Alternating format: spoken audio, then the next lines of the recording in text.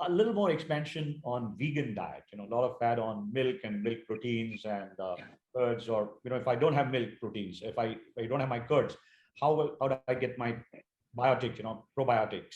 So just expand a little more on that vegan diet, and would eggs be a part of the vegan diet?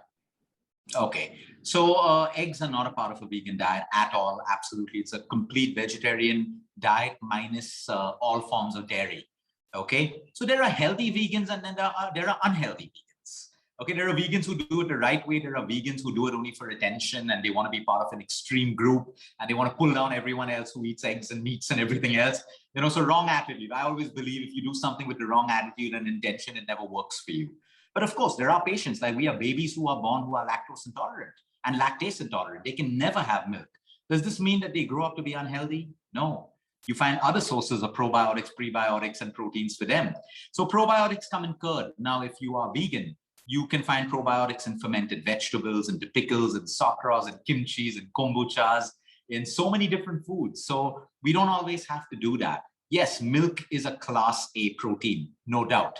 No doubt about it. That's why it's easy to get a lot of protein in a glass of milk. But in case you're lactose intolerant or lactase, of course, you're doing it for the respect of animals, which is absolutely respectable. You can still get class A proteins from other forms as well. Where the combinations of a lentil and a grain, your rajmas and rices, your khichadis, your nut families, your whole grains paired the right way with cereals, your vegetarian protein sources. So you don't have to be deficient. A lot of people think that vegans are deficient in B12, okay? And that's usually a myth because B12 is really the synthesis process in the intrinsic factor in your gut. So whether I have non-vegetarians, hardcore red meat eaters in the US, who also have low B12. So the argument on if you're non-vegetarian, you have better B12 is incorrect. It is your gut. If you have a weak gut, acidity, bloating, constipation, loose motion, B12 is impossible. And that's why even though you take vitamins, you will constantly see your B12 to be low. So it's not really if you're vegan or not. A lot of people can't eat certain foods, but you always supplement it with other foods, So I really think it's the intention behind being a vegan, and they don't have to be deficient in anything. Of course, now a vegan who's saying, I want to build a lot of muscle, but I will not take whey proteins and I will not do this. Of course, they'd struggle and get frustrated because it's practically not impossible.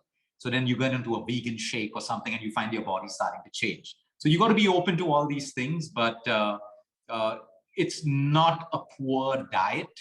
Okay, you can supplement deficiencies that come in.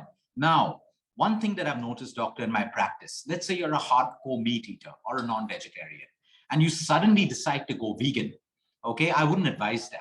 Go vegan, but over time, because in your DNA, animal protein, animal protein and vegan protein are very different. It's in your DNA.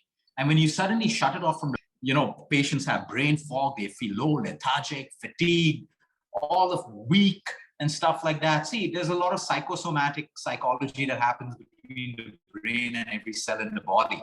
So then what we do is we tell them, start eating non-veg. We will make you vegan. But over a period of 2, 3, 4 weeks, we slowly wean them off. And then they transition into being a vegan. So that's also a very, very important point to mention.